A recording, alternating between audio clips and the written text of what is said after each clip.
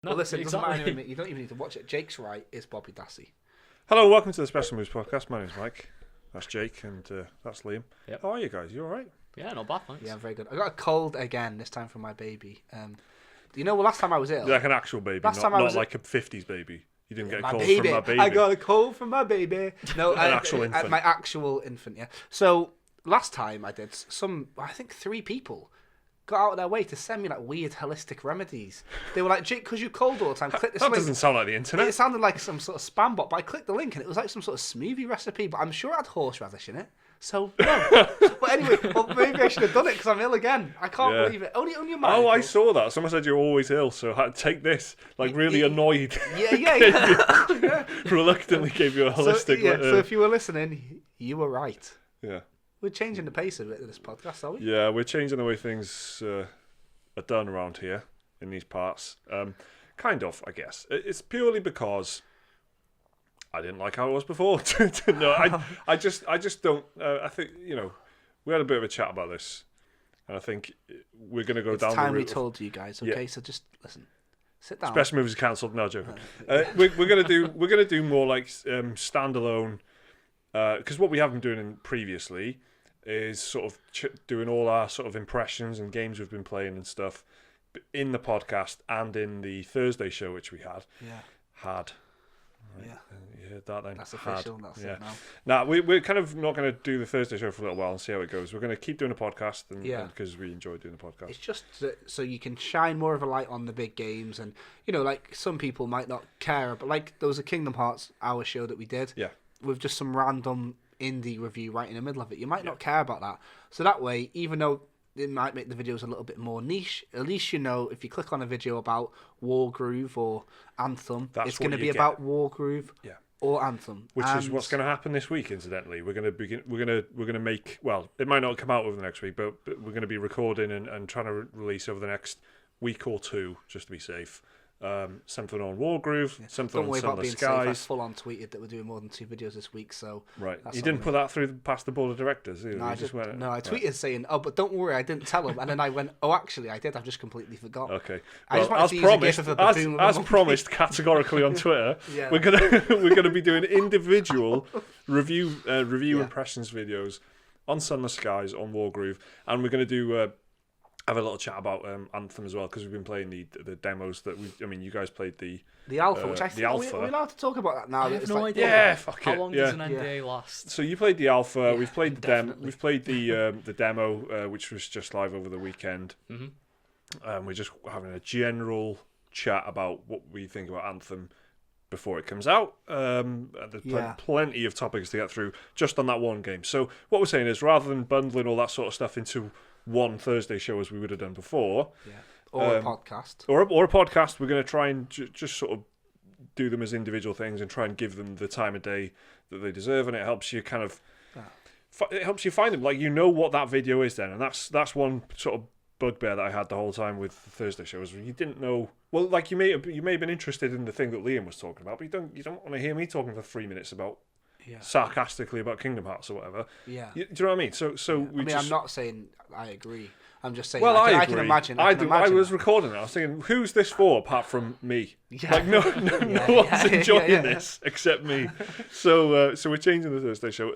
So the podcast, this new look podcast, is basically just going to be the topics from last week. So rather than do news videos and trying to keep on top of the news, which is basically impossible for us to do with the current setup, we're just going to do review of the week sort of thing, look back at the biggest talking points, talk through a few of them, and then continue to do DS special moves, emails, and new releases. So it's just sort of like, to be honest, if we hadn't said anything just now, I doubt many people would have noticed anyway. So exactly. It's not a big deal. It's just made it into one, haven't we? minor format changes. Yeah. Anyway, podcast 23. Let's get on with it. There's been a few things in the news this week actually that were quite people arguing about all sorts of stuff. But the one that really caught my eye that we talked about like on a WhatsApp and that I was like the one that got me excited about was the PS5 backwards compatibility. Oh right. Suggested by Sony.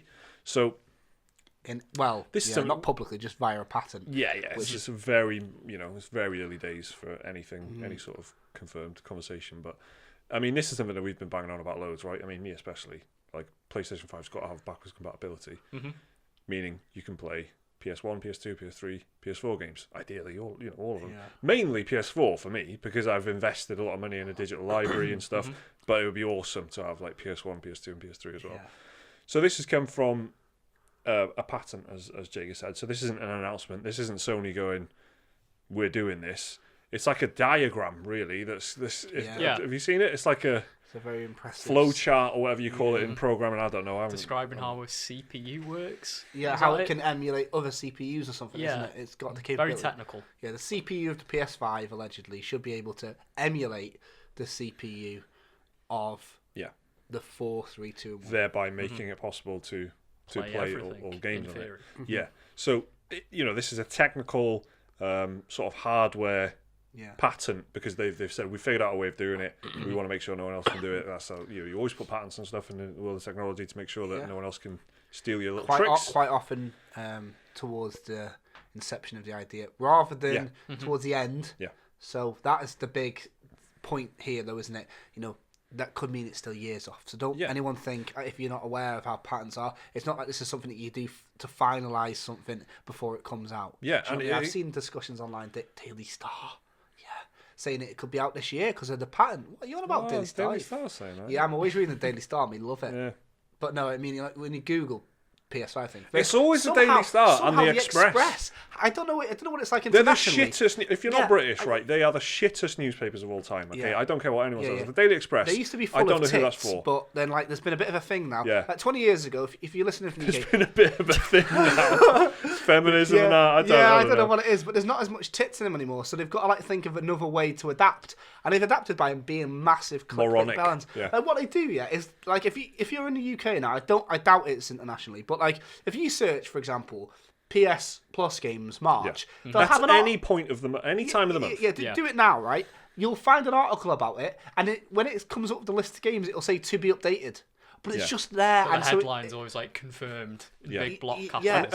And it reads like it's been written by an algorithm. It doesn't read like a human person has written the article. It reads like an article that's constantly updated by some very rudimentary AI or something. Yeah, slowly replacing. It's basically journalism. a placeholder that somehow managed to get SEO to the top of Google, and then when you click on it, you're just spammed by like, you'll never believe what this mother from Real can make in an hour, $100,000. Yeah, or like eye surgery. Which, I mean, those adverts have been around for like 20 years, and they're still there, which means they must be working. Someone's got to be clicking on them. Someone can't believe what mums from your area. Someone's looking at it going, "No, that's bollocks." I don't know. But is it? Yeah, she's got a Ferrari in the pit. $2,500. Yeah. A day. So anyway, PlayStation 5. So these lot have actually written an article saying that they reckon it's out this year because of the patent. But obviously that's the opposite of how patents work. I mean, Liam, there's been how many times in the past have you seen like a patent been filed and then nothing comes of it? I mean, that could be a possibility, right? That could be a possibility that this is just nothing. There's like, if I remember right, there's like patents for a PSVR 2. Different like motion controllers for the PS4 that never appeared. There's loads. You never know. It could just be an idea that they want to work on years later. Yeah. It could just appear at any time, any place. Yeah, exactly. It's never a sure thing. So this is not by any means. I mean, it's a positive sign that they're even thinking about it. Yeah. But it doesn't mean by any means that backwards compatibility has been confirmed. Could it also mean as well that it just very much like the PS4, it could be a better way for them to make you rebuy the digital games from, if you wanted to buy Manhunt or whatever, or the Warriors or something like that, there's a select few PS2 games and stuff. Yeah. Very, is there PS1 games? Very few PS1 games. There is on PS3, yeah. You've got Final Fantasy 7 and 9 and shit like that on PS4. I think they're more like PC port. Yeah, like so HD they're not even re-releases. true PS1. No, it's not. Exactly. But it's some kind. It could be some kind of evolution of that, where they fill the PSN store with loads of backwards compatible titles, which you can buy. It's just giving the hardware like the proper ability to emulate. So rather than reading discs, because it doesn't mention anything about like a disc tray or anything like that. Because I read something about the Blu-ray player can't differentiate between an official or pirated CD, and that's why a lot of the time when it first came out, that's why backwards compatibility couldn't work on it. So like if you have GTA on 2 or whatever, but it's on PS4, you couldn't just like put your disc in because it didn't know if it'd be pirated or not. Right. So say, you know what I mean. So what you're saying there, if what I've just said then is true, then what you're saying has a lot more weight all of a sudden, because if they can't figure out how the lens reader and the Blu-ray can differentiate sort of between the official. Yeah, exactly. Because I don't think verification would have. Well, I mean, obviously verification didn't work on the PlayStation 1. All you had to do was put something in the back of your PS1. And Everyone you could had play a chip games. PS1, didn't they? Yeah, everyone had. Present company excluded. Exactly. Yeah. So it's like a weird situation for me at least, where I'm kind of like, this is quite exciting, this is positive news, but then it doesn't really. I don't want to get my hopes up. Exactly, it doesn't cement anything. It doesn't mean anything concrete. It really doesn't mean that the PlayStation 5 is going to be backwards compatible. It just means that they're aware of the need. Maybe there's so much demand though, right? For me personally, I mean, Xbox is smashing it, and people are enjoying it. Like we got our hands on Xboxes for the first time, Xbox Ones for the first time. Me and properly. you now, Liam. Liam already had trailblazing. Like every version of the Xbox already. Yeah, but we had me and Jay got our hands on Xbox One over Christmas. Yeah. And it was like One S. So Stuart, who was a very kind patron, who I think that's why Microsoft did it. They knew that Stuart would buy them. Exactly. Yeah, Xbox One Stuart. So we were so excited about the old games. We were like, Mate, I remember you can get Gears 2 on the WhatsApp. You were both like Fable 2, Fable 3, Fable 1. Yeah, exactly. I was like, never mind like Gears of War 4 or Halo 5. Exactly. So there was like Fable. Exactly. Yeah. So there was these Xbox games, current gen Xbox games that I was interested in playing. I still am, like in Halo, Halo Wars, Sunset Overdrive, 100%, Gears of Wars. Like I've missed a lot of these Xbox exclusives. Sea of Thieves, which I know that I like a lot. Yeah. But all that was blown out of the water by Fable 2 and Viva Pinata, and I didn't care about anything else that was on there, and they're old games. So I think there's definitely an appetite for it. I mean, I hope they can do it, and I don't see why they couldn't do it side by side. Like if they wanted to have a lot of older titles on the PSN store, why not do that and let you do backwards compatibility as well if you want? Like what's wrong with just giving the option? Like it'll be interesting if it can properly emulate the old ones, because there's certain things that have been lost in time, like Silent Hill. I think 2, the original copy of that was lost. I don't know how true this is or not. I don't know why I'm getting my information from Sean's sister, but I was talking to my partner's sister the other day, because she's got a PS2, right, and she's playing Final Fantasy 8 through now, right? And she was saying that she reckons, I don't know where she heard it from, so I don't know why I'm using it as a source, but the Final Fantasy 8's like master file was lost, and that's why there's no 8 ports and stuff like that.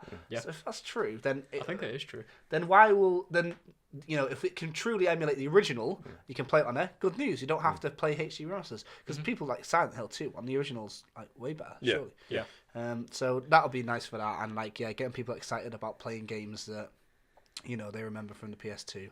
Summoner. That's it. And so on. Yeah. It's an exciting bit of news, but it's not, it's nothing concrete, I don't think. It's nothing, don't get carried away with it, I reckon, is the message. What's the other thing? It was developed by the PS4 architect as well, Mark Cerny. Like, apparently this was like all his big idea. Good job title, that. PS4 architect. Yeah, the architect. I just remember him coming out at the PS4 like announcement keynote thing, and he's very soft spoken, and he's like very nice, and he was just talking about hardware. And I don't know why. It's soothing. Like an Articon, but he was, If he didn't want, to live the corporate life anymore, you could easily see him as like a diamond member of the Digital Foundry team or something. If he fancied moving into, he's like the god to them. Yeah, he would. It feels like he would enjoy that kind of work. You know what I mean? I feel like that's his type of work anyway. Like Sony just leave him in like a really nice lab, and he just like. Except he's probably on about 300 grand. Have you heard about screen tear? Stop it happening. I think that would be very, very exciting. And I don't know. I'm gonna just have a lob, a little fucking. Have a what? Like when you're playing football, isn't it called like a lob? It's just like a random punch shot and it goes up. I think it's like square on FIFA. Oh yeah, when you knock it over the keeper. Yeah, but it doesn't necessarily always work. So I'm going to do one of them. I'm going to take a quick punt. Lob. They're just going to call. Yeah, I like that. I'm going to keep it like that. Right, you ready? There is a phrase. It is. Yeah, it is. I'm going to take a punt here. Yeah. That already, except people say that already. Yeah. But you went lob. Yeah, I'm going to use that. So, have this for a lob, yeah? They're going to call the PS5 just a PlayStation. because it's going to be the only one. All right. It's going to be the only one sitting under your telly. Yeah. PlayStation, but the S turned sideways into an infinity logo. Oh, wait. No, Right. no, the O, no, because you can't do the O because it'd be PlayStation. So they're going to go Xbox One approach, which that's what one means, There's- right? One is like no, your they're just one. going to call it the PlayStation. Yeah, that's what I mean. But Yeah. rather than go Xbox 720, which was a horrendous idea on Yeah. the internet, Yeah. they went Xbox One because it's meant to be the convergence Yeah. point. You know, This this is what I Xbox. mean. everything. Yeah, Yeah. it's just going to be the PlayStation because have you got a PlayStation? Well, it doesn't matter which one you've got because you can play them all on this bad boy.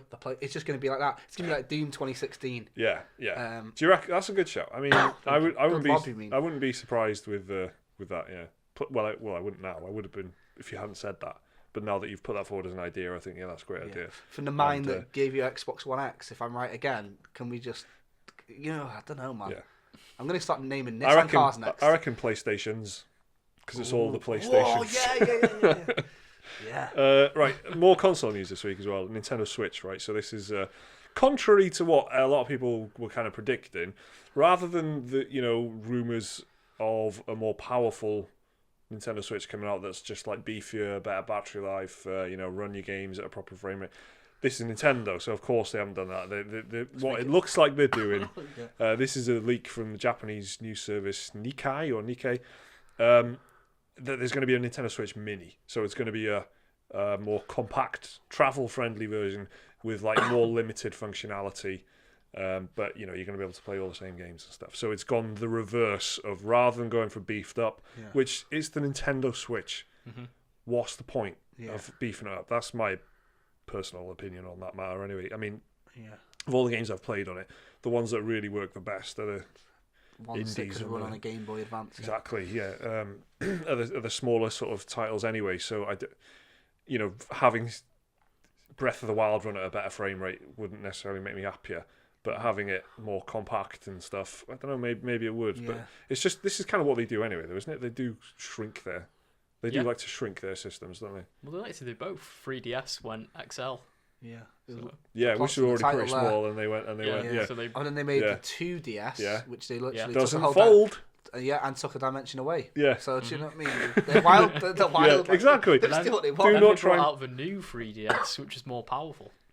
See, there so they did everything. So this is what the moral there is. This is just the first step on a varied journey of Nintendo Switch releases. Yeah. I reckon having a Nintendo Switch Mini is probably a good idea. I think it's just keeping momentum going. I think because keeping the sales of the system going up. There's definitely going to be a large proportion of people who've already owned a Nintendo Switch going, I'll just get this one because it's new. Mm-hmm. And they'll jump and go for it. Yeah. And then portable wasn't enough. Yeah, slightly more convenient and portable. Yeah, a key thing as well I haven't mentioned is going to be reduced in price, so it's not going to be like those lower priced iPhone models, like iPhone C and whatever, like the little plastic shit ones. Yeah, I guess so. But this is it's probably like in a traditional console sort of way. Like you get the PS2. And then you get the PS2 Slim, which is kind of not as expensive as the as the launch PS2 and all that sort of thing. So it's probably going to be like that, and they're probably going to discontinue or will slow down focus on the Nintendo the first Nintendo Switch. Mm-hmm. Still seems like such early days for the Switch to even be talking about it, but of course it's been a couple of years. What year was it? 2017. Like March. So 2 years almost. It's encroaching its 2-year anniversary. I wonder if they're going to do anything for that, like a direct or something. For like the 2-year birthday bash. I hope so. They've got to. Soon, they've seen the Animal Crossing leaks online. No. Loads of people who are covering this story have also been chucking this in as a little side piece. What is it? Because it's not juicy enough. Well, some British retailers listed it as April 29th release date. Right. I don't think Nintendo have ever released a first party game in April ever. Right.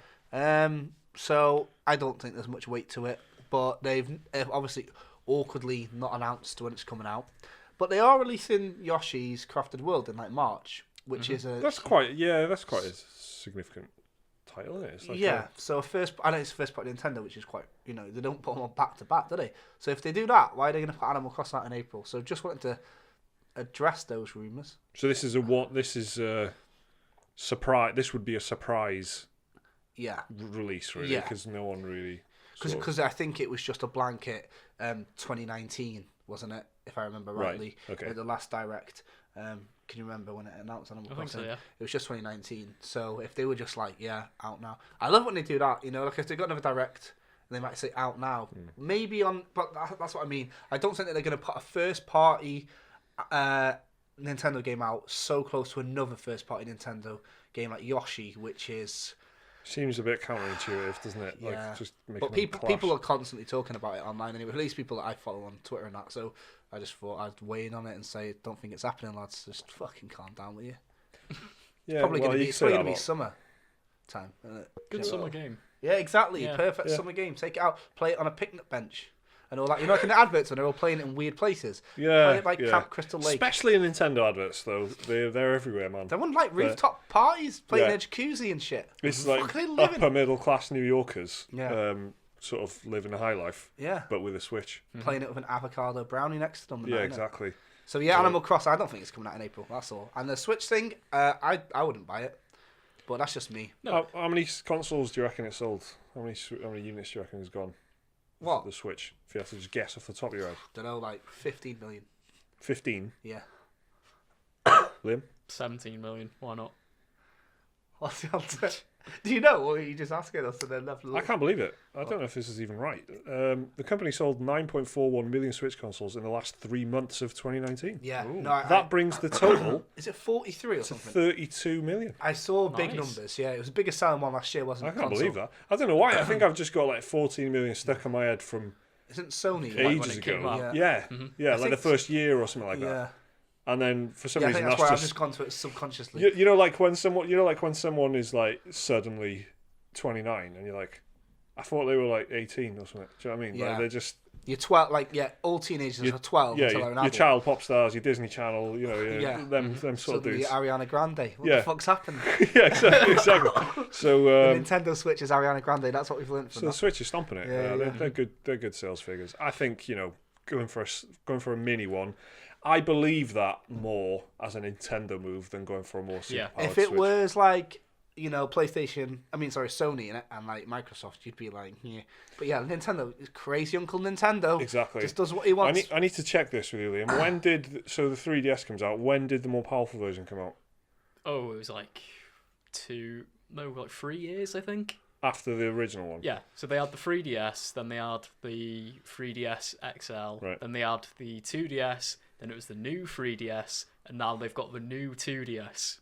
So hang on. memory. So the new 3DS, Yeah, Was that the was powerful more, one. Yeah, it's literally called New Nintendo 3DS. and that was the fourth 3DS console Yes, in 3 years. and that was the more powerful And one. remember Quite a that lot the more 3DS powerful as well. was massive, especially Oh in yeah, Japan it and still shit. is. There's still games coming out for it. Yeah, no, people seem to I forget that, played don't they? Luigi's In the Mansion West. on it not long ago. Yeah, it's Yeah, a big there's, Eastern there's, thing. exactly. Yeah, so that's a game that just came out for Yeah, it the wasn't 3DS that long ago. and not on the Switch, which is like, Yeah, why would you do that? But they do that sort of thing. So Crazy Nintendo news. Nintendo. I think it's probably aimed at more like the family market as well. A Switch Mini, get one for the kids because it's like smaller, more Yeah. portable, cost less, so you don't have to worry if Better they for their break it. feeble little hands and that. yeah, I mean the Switch is I think it's a really nice looking console and stuff, but it's it's a big screen. I didn't realise we've got a Switch just Yeah, off camera. my Switch is just there, but Yeah. there's two, so the Joy-Con sort of it's quite I don't want to say clunky because that's just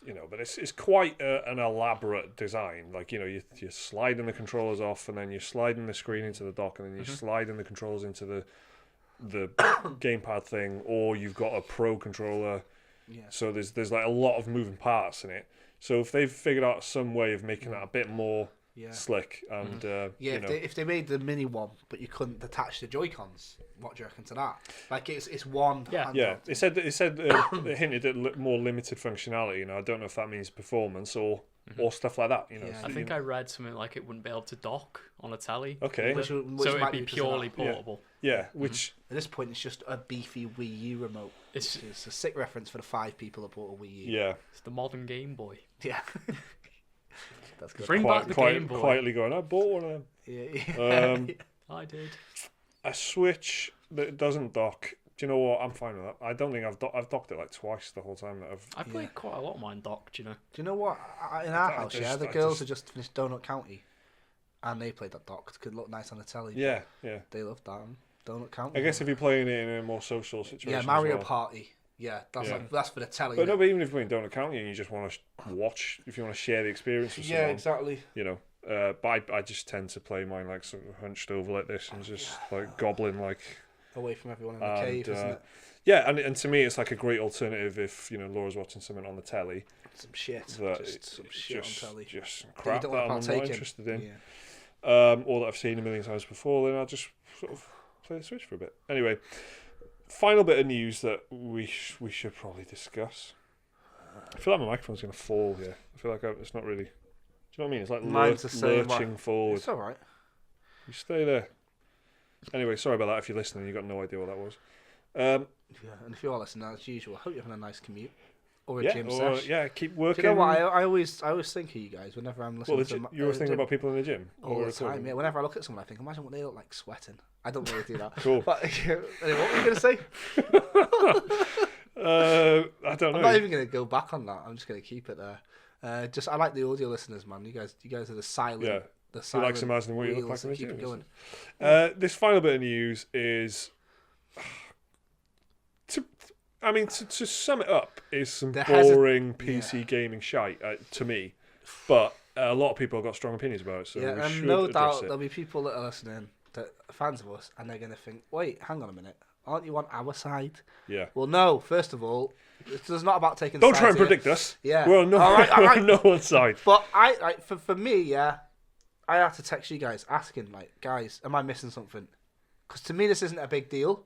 Yeah. But to a lot of people, it is. So respect to you guys that think that. Let's go into it straight away. You know what we're talking about already, don't you? Well, it's about Epic Games Store. Yeah. So that was a bit of preamble. That was a bit of flavour. Mm-hmm. This is the actual thing. So Metro Exodus is a game that I'm looking forward to. That's coming out very soon. Yeah. 2 weeks, right? We already had a spin of it. Yeah, we played it at EGX and stuff, and I'm a fan of the series anyway. Yep. Does something interesting with post-apocalyptic stuff, nice shooting, some horror stuff, lots of Russian. I was just going to say a bit of Russian as well. What's not to love? So I really liked what I played at EGX. Takes the series in a new direction. Mm-hmm. This game suddenly, I think is an important word, suddenly became an Epic Games Store exclusive on the PC, right? Yeah, to the surprise of many people. Yes, because it has been advertised a lot. It's been available for pre-order through Steam. So this is we're talking about PC gaming exclusively here, right? So there's nothing to do with consoles for the moment. So if you wanted to play this, you could pre-order it on Steam, and you'd get, and just as you normally would. And the other games have been on Steam and everything. Now suddenly they're saying it's an Epic Games Store exclusive. Epic Games Store is the new digital storefront in town. Mm-hmm. Gained lots of traction because of Fortnite. And but then there's other games that are propping up on there, and they're just starting to get exclusives. One of the big ones for me, I think, was Hades. Yeah, the Supergiant Games game. Yeah, if I ever were to say I had a favourite indie studio, they'd be pretty close, and they make Transistor and Bastion. Pyre, which I played, so I played all their games. They got Ashen as well on there. They've got Ashen on there. Yeah, not Supergiant. This isn't Supergiant. No, this is Epic Games. Yeah. So Hades is the one that I was like, oh. All right then. So it's like in early access on the Epic Games Store. Now I haven't got Epic Games on my PC yet. Like I put it on there to get Fortnite, but then I got rid of it. But if you did want it, what do you do? You download it and use it, I guess. If you want. How much does it cost to download? Yeah, I think it's free, mate. Okay, but just checking. So this has caused quite a bit of upset, but I can see why, especially if you've pre-ordered it on Steam. Yeah. You've pre-ordered it, and there's a certain sort of expectation when you buy a game on Steam, like you get access to the community features and stuff, and there's like forum pages for it, and you can more share often, screenshots. The developers can be in there. The developers for smaller games, for updates and all sorts of Absolutely. stuff. So there's just quite some, little intangible things that you expect to have, achievements and shit like that, which they're still going to be there, right? But like it's not going to be the place to get it, because you can no longer buy Metro Exodus on Steam. The only people who can play Metro Exodus on Steam now are the people who had already pre-ordered it before this announcement came that it was only going to be an Epic Games Store exclusive. You've just said people on Steam can play it, right? I was under the impression that people on Steam can play it a year later. But is that the case? No, so what happened is, if you pre-ordered it on Steam, you'll get it on launch day. You'll get all the updates. You'll get all the patches. Right. And Oh. they've said any DLC stuff will come to Steam if you own it on Steam. If you want to buy it on Steam from here on, I think Epic have a year-long exclusivity deal. So you can't buy it. So all the new Right. Yeah. So buyers. hang on a second then. Yeah. Right. So people are angry about this being exclusive. Yeah. Mm-hmm. If you care about Metro enough to have pre-ordered it, you're still getting it on Steam day one. Nothing to worry about. Yep. And if you don't care about Metro enough to pre-order it, or should I say, now be careful, boys and girls, if you do care about it enough, but you're really against pre-order culture, don't support the greedy developers, and you haven't bought it yet, then all you need to do is download an Epic launcher, buy it somewhere else for $10 cheaper. Am I missing anything? Only in the US. Nowhere else in the world gets that price discount.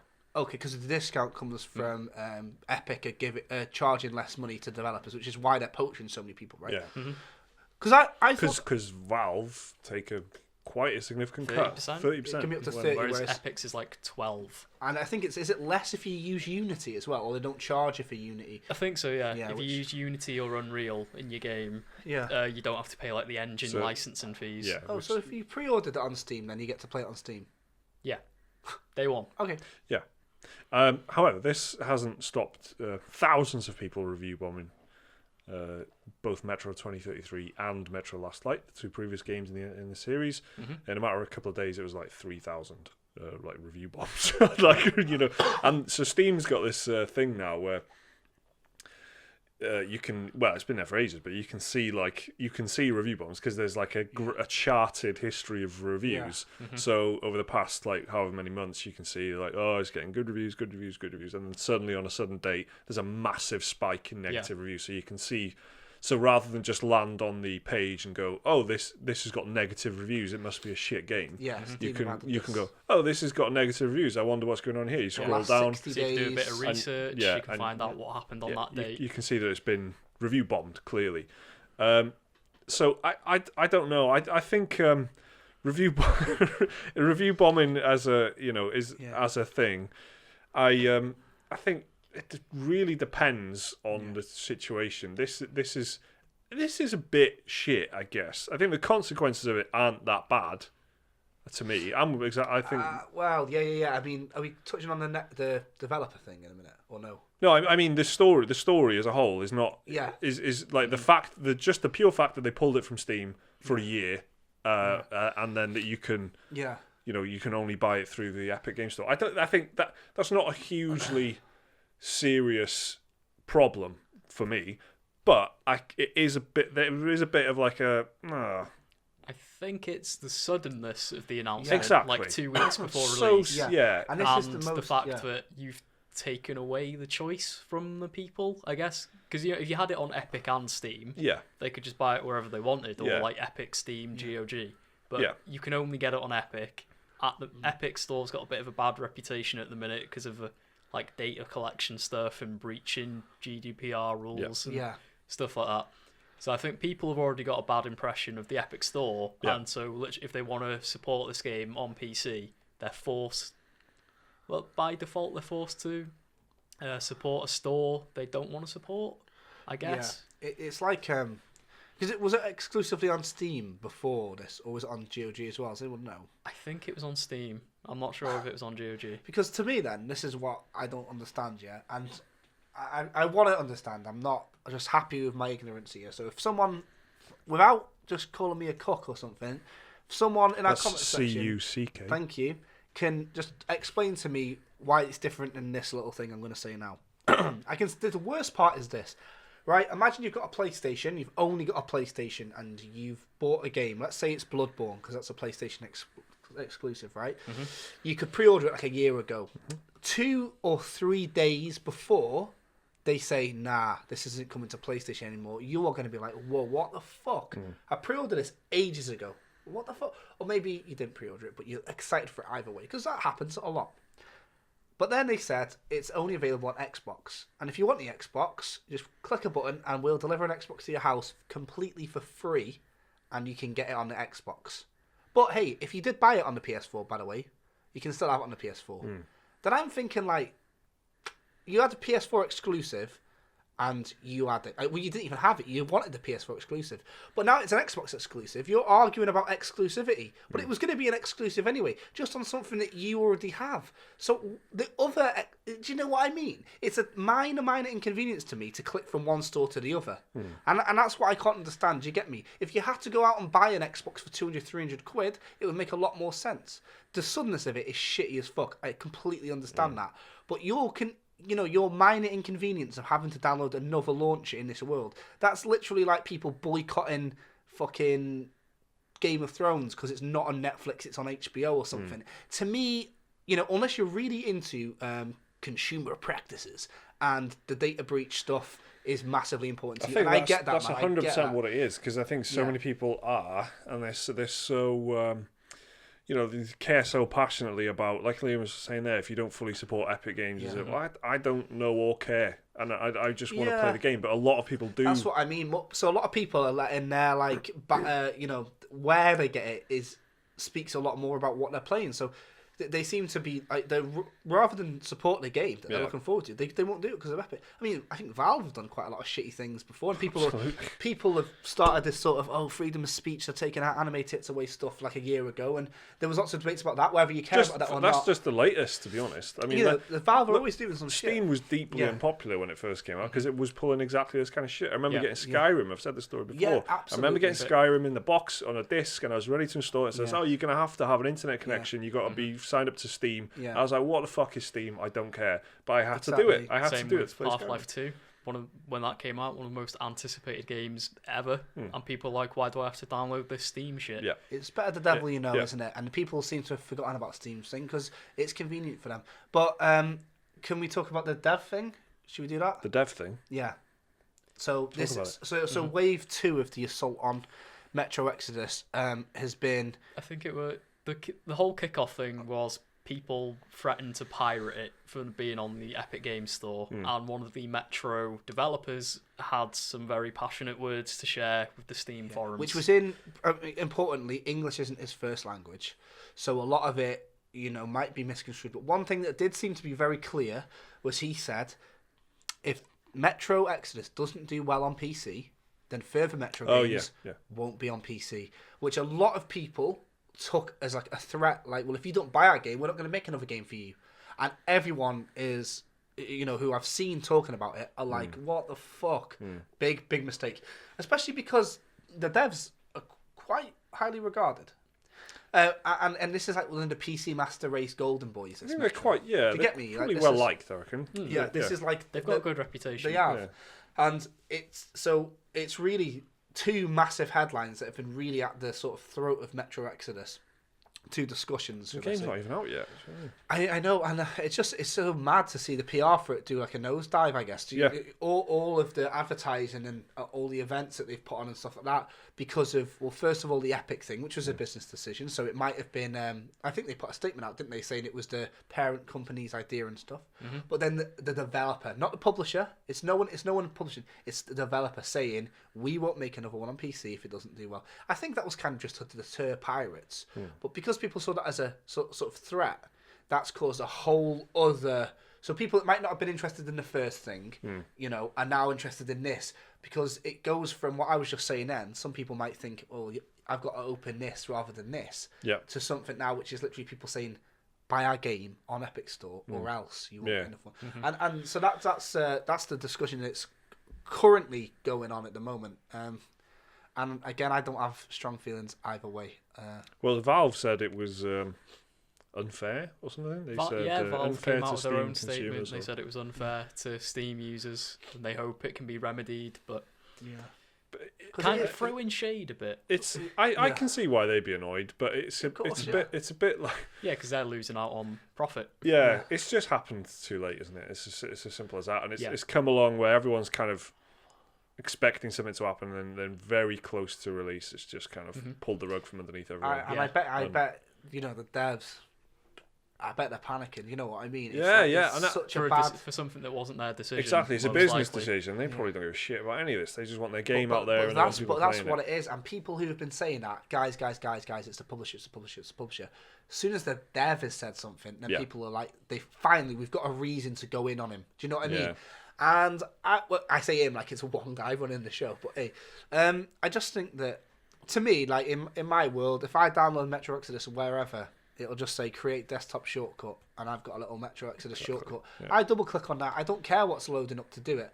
But that being said, for people that it really matters to them, just because I don't care about it, it doesn't mean it's not worth it. You know, if you really care about this and you're really into the GDPR data thing, then cool. I want to hear what people have got to say. I want to hear someone who's not having an argument, not having a whinge, just explain for you why it's such a big deal. I mean, I am interested to hear it from somebody that's not screeching on Reddit. That would be good.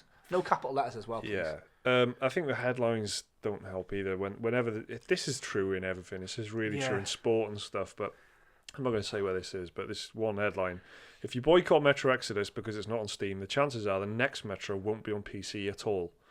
And it's like, that's come from like a very loose place from one developer saying Daily Express. No, it's not. No, it's actually not. And that's kind of the tale of the thing, really. That's what all their websites are saying, which doesn't. It just kind of, because it's a huge story at the moment, and it's guaranteed to get clicks, and that's the thing at the moment. So it sounds outrageous, doesn't it? It sounds like it would infuriate like the sort of gamer culture core of people who are like, "Oh, I'm ready to be outraged," and then there's something like that comes along, and it's like, "Oh, that's fucking outrageous," and then they'll click on it, and then they're outraged, then everyone's happy. I think that's what I take of the internet now. No, for sure. I've got two sort of questions in my head, and I'll ask one of you two. I'll ask one of them to you. How important do you think this 1 year of exclusivity is? Remember when it comes to like GTA and in like Monster Hunter more recently, a lot of people seem to be pretty chill. Yeah, cool, I'll wait. Do you think people will be happy with waiting a year, and then they can probably get it reduced? It'll probably be about 23 quid.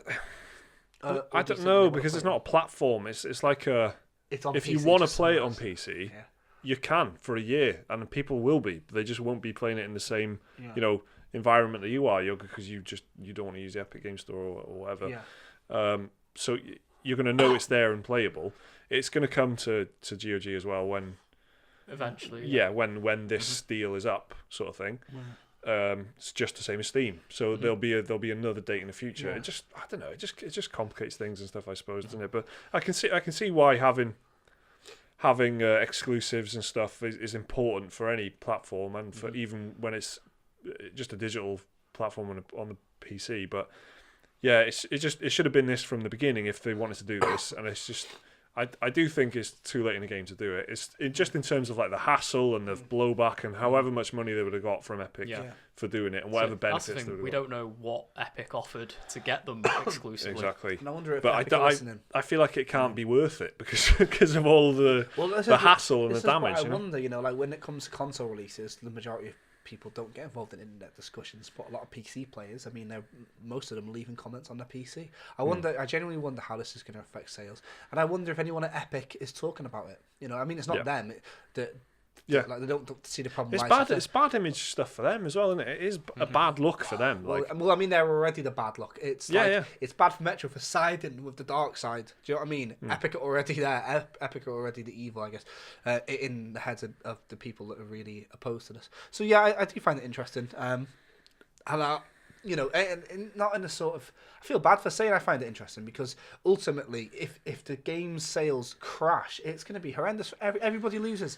Everybody loses, because there won't be a new Metro Exodus. The devs won't be chomping, going out for banquets and enjoying their hard-earned work being finally finished. And having such a strong campaign for almost a year being tail-ended so horribly by literally one developer saying one thing, and Epic and their money. It's quite curious. Yeah, I don't know. This is the quote. This is the exact quote as well, because we haven't done that justice. This is what he's got to be Russian first language developer. Yeah, but these are the words that caused the storm, I guess. To this, I can answer that in a pinch. If at all, the PC player announced boycott of the Metro, then the next Metro, if it does, is definitely not on the PC. Now, that's how it's worded. Yeah. So I think the language barrier is very important, and also the fact that this is one developer who's probably got a fucking, not a literal, whose name slap, is Skynet, by the way. A figurative slap. someone's had a word with him. A Do you know what I mean? figurative slap. Not a proper one. Yeah, someone's gone, It's why all- did you say Someone that, you said, knob? listen, you've honest to God, what have you just done? Do you know what I mean? Yeah. We're here, we're everywhere, mate. It sounds like the kind of post you'd make frustrated at midnight or something. Yeah, wake up and Yeah, it'd in been my office in like- the morning, straight away, email from your boss kind of thing. Yeah, This it's is- been like getting at your nerves or something. Yeah. This is also it's as far as that's not Skynet is just a username, and this is like a developer, so we don't know Yeah. even it could be a QA tester or something. Do you know what I mean? So Yeah. it's a very complicated story. I can definitely understand why people would be annoyed and stuff, but I as personally doesn't make any difference to me because I haven't pre-ordered it and stuff. But that's the other side of it. There's a lot of complicated angles here because if you've pre-ordered and you're angry because you've pre-ordered, well, there's going to be a huge crowd of people saying, "What are you doing pre-ordering in the first place?" Do you know what I mean? Like, But also, if you pre-ordered, you do get to play it on Steam, so yeah, it's not a problem. well, no, this is what I was talking about earlier with the intangible sort of stuff. It kind of is because you would feel like a second-class citizen, and I definitely think I definitely think that. I feel like part of an elite club, actually. No, you got to wait a year. Oh, Should have pre-ordered Jesus them. Christ! I let's think move it's on. just the lack of choice is the big like kick in the teeth, isn't it? Yeah. If Exactly. if anything, they should have put it on Epic, Steam, and GOG on release. Yeah. That way, people have the choice. They can pick what store they want, And platform. if you're going to do it that late in a game, that's what you got to do. You can't. That's what they should have done. You can't go. Actually, nope. It's not going on Steam. It's just going here. If you'd have gone, it's going to be on the Epic Game Store as well. Why? No one would have batted an eyelid. Like it wouldn't matter at all. Who knows who Epic's going to grab next? Dear Spash? Dear Special Moves. Now, this is the email segment of the podcast. If you have an email that you would like to send to us, we were actually getting a lot of them, which is really good. I went through a lot of them today, and there's some good stuff in there. There's some anecdotes. There's all kinds of stuff coming in now, which is lovely. Send in your questions, your comments, your opinions. If you've got a strong opinion about anything we've talked about so far, then please tell us about it. It does matter that it's going to be a week old. The whole point is that we kind of see what you guys are saying and actually give it time of day and not just scroll past it in the YouTube comments. Mm-hmm. So email us, dearspecialmoves@gmail.com. This is the first one. This is from Fish Pockets. It's quite a long one, but it's good. Not a nice name, that. Go on. Dear Special Moves, never in a million years did I think I would ever own a Nintendo Switch. More still, I never thought I'd enjoy it as much as I have. It's a bloody great little gadget that's found a niche where it can excel. I'm loving the first-party Nintendo games, as I haven't played any since the original N64 days. Sadly, there is one aspect of the Switch that is really preventing me from fully enjoying it, though, and that is the price of the games. More specifically, the price of digital games on the store. Where I'm from, New Zealand, games are pretty pricey in general, but you can snag some good sales if you're patient. But as we know, Nintendo doesn't do sales very well, and there's always the so-called Nintendo tax that prevents their games from depreciating in value like most other platforms/publishers. Generally, I can almost never bring myself to pay full price for games. That's just how I'm wired. Having said that, I have no regrets paying full price for some of the first-party games, as they are well worth it, like Smash, Mario Kart, Zelda, and so on. But when it comes to the smaller indie titles, the prices on the store, or Switch in general, are quite steep. I can easily pick up a game like Dead Cells or Into the Breach for far cheaper on Steam than I could on the Switch, even when they aren't on sale. To the point where I could get 4 or 5 games on Steam for the same dollar value as 3 games on the Switch.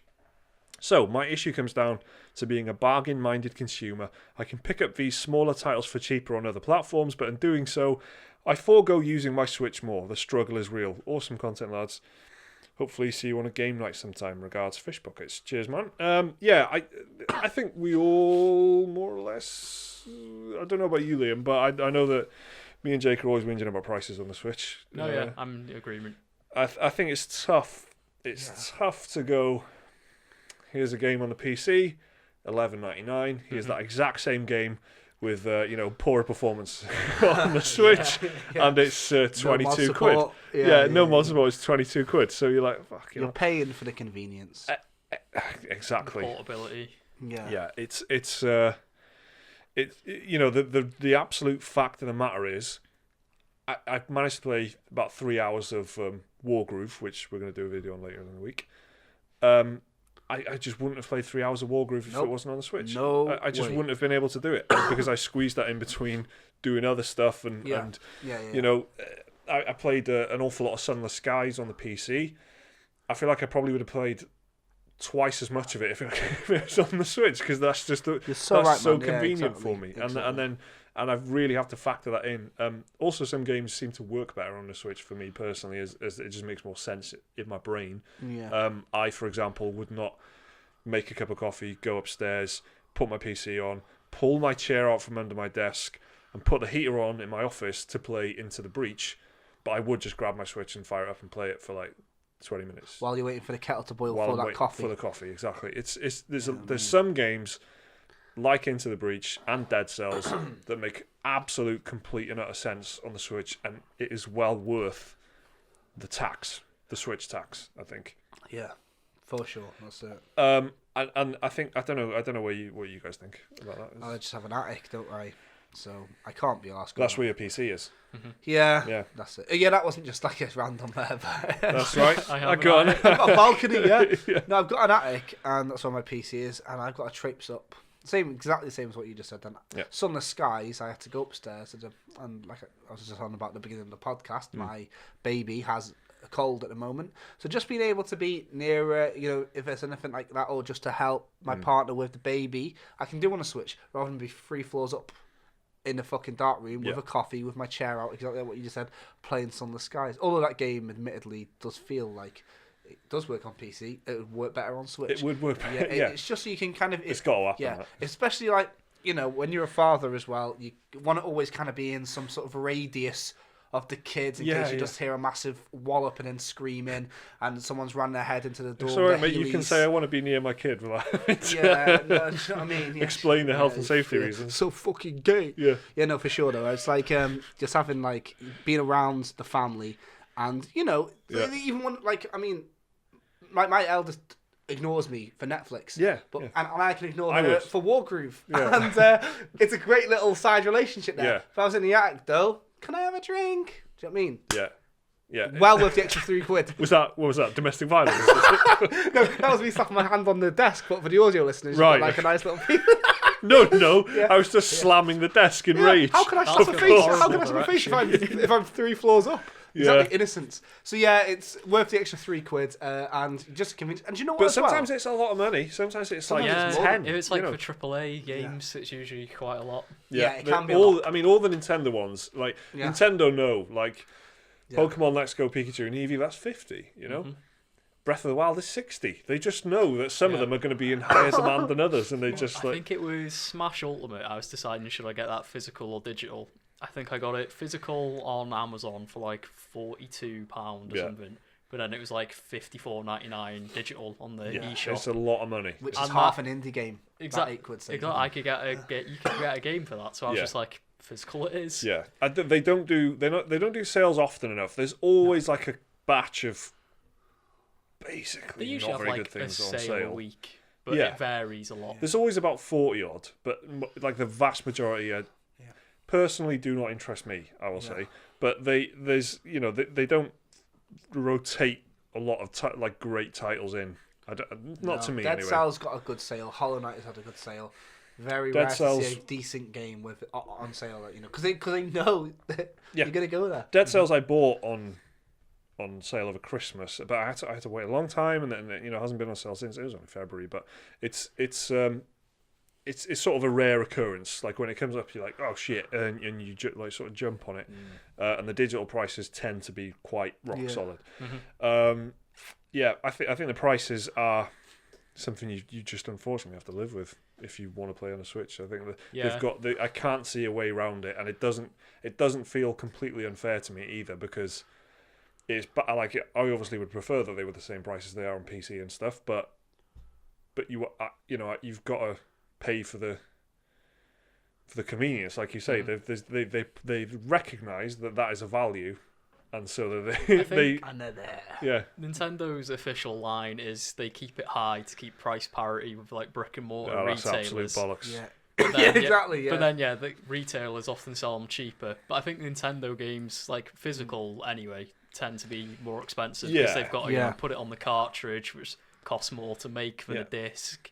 And they've got all like loads of like manufacturing things to take into account. I remember N64 games used to be outrageously expensive in comparison to I spent all my birthday money on Banjo-Kazooie. That's good. Yeah, That's it was very good. expensive. Yeah. I A got real it life from, anecdote there. got it just to from really take Woolworths or wherever.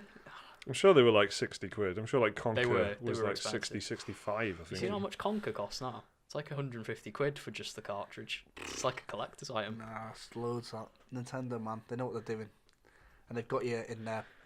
Oh, no, is it from Fish Pocket? Yeah. I can't say they've got you in the pocket then, kind. Dear Special Moves, I just finished playing through Kingdom Hearts 2 for the first time in preparation for Kingdom Hearts 3.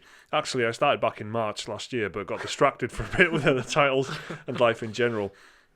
There's a phrase like every JRPG. To be fair. There's a phrase in this sentence which I mean, this is why I'm reading this out, to be honest. Anyway, I found myself riding the struggle bus throughout the whole game. My friends thought it was odd that I was having such trouble with the game on normal difficulty, and so did I.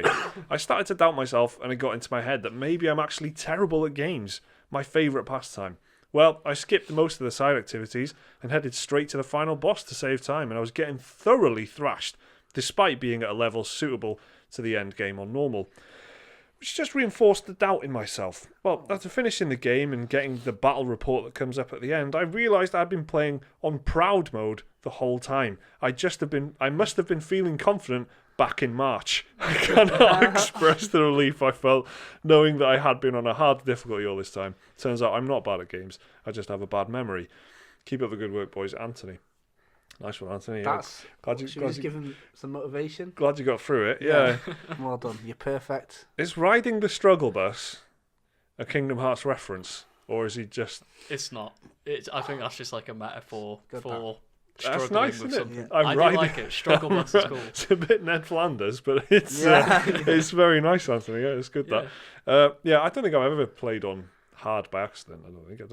I think I must have jumped into a Total War game which was on like extreme or something, and just didn't realise and I just think was I like, have what the fuck? accidentally set it wrong once because it wasn't like easy, normal, hard. They had like weird names. Yeah. I think I can't remember what game. It was on the PS3 or something.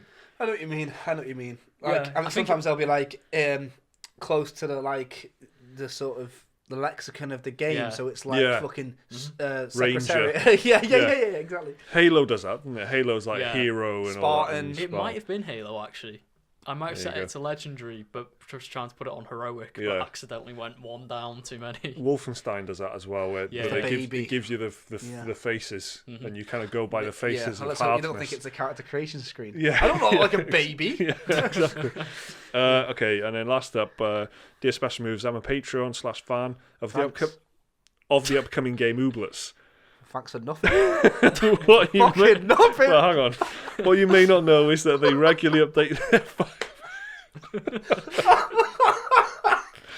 That was so good. Jump the gun. I don't even care what I say. No, I'm just kidding. Oh, thanks. Yeah. Ooblets, go on. They regularly update their $5 tier patrons with development process articles, game dev tips, and tricks. Their most recent post really wowed me. It was talking about how they had both finally playtested their full game and what that resulted in. They talked about how in that process they found over 300 bugs, fixed almost all of them, found general design issues with their game, and how they were thinking of resolving them moving forward. Some as big as rewriting the entire intro to the game. It was so well documented, thoughtful and productive. It got me thinking, if a two-person development team can do such a great job at communicating, dev process and preventing general disaster, why is it usually so difficult for AAA companies to do the same? It also made me wonder how many of these companies actually play their own games before releasing them or releasing large updates. Anyway, just food for thought. Well, podcast. Cheers. October. Yeah. So that's October. I knew it was October at Ooblets. Yeah. Don't worry. No, I don't think anyone else is excited about it apart from us two. So, first of all, I think that the answer to the question is in there. How can a two-person development team communicate so well? Because they're two people. They're not 400 people, you know? So there's like 400 people in EA Studio or something like that. They have QA testers who then will fill in a little form, will write an email, which will go into a spreadsheet. The spreadsheet will be read by the devs. Maybe it'll be picked up by one dev who's just clocking off, and then he clocks off and gives it to his friend who hasn't quite really figured out what... His colleague, should I say, not friend, because let's assume I that feel they're really not immersed friends. in this story. Their colleague then looks at it and they don't know where their colleague who's just gone home has started. Where's he finished? Where is he in the scripting? But how can he contact him because he's gone home? He doesn't want to overstep the mark. He could be having dinner with his wife. Yeah. All of a sudden, that gets left, and then it'll get picked up by somebody else. Management are asking, where is it? Oh, I don't know. I thought Ron was doing it. I don't know. What a journey. Do you understand where the more people Yes, I understand. into it can make it a lot more complicated? I mean, it's enough of a challenge communicating internally, not to mention with the community that's building around your game is the point, right? That on top of course, deadlines by publishers that are really big and just only want the money, whereas Ooblets are not only without a deadline, they're done when they're done, they're also beholden to their patrons because they are giving them all the money. So of course they want to communicate. Communication is part of the deal in that funding model. Like if you're if you're getting your money from the publisher, communication with the community isn't that much part of the deal. The communication is with the board of directors who you've got to impress with features and box tick stuff, and maybe don't understand, what's good about video games as much, but they do understand what sells and or they think they do. So that you have to convince them. And you have to keep them updated in a different way to the way you have to compete. You have to keep your patrons updated. Huge games like that. Like imagine if somebody got halfway through Mass Effect Andromeda and gone, "Fuck, man, we need to start this again." And then they have to go upstairs to management. Management are like, "We don't give a fuck if you don't think it's good." But these are two people. If they want to start the whole game again, like they did.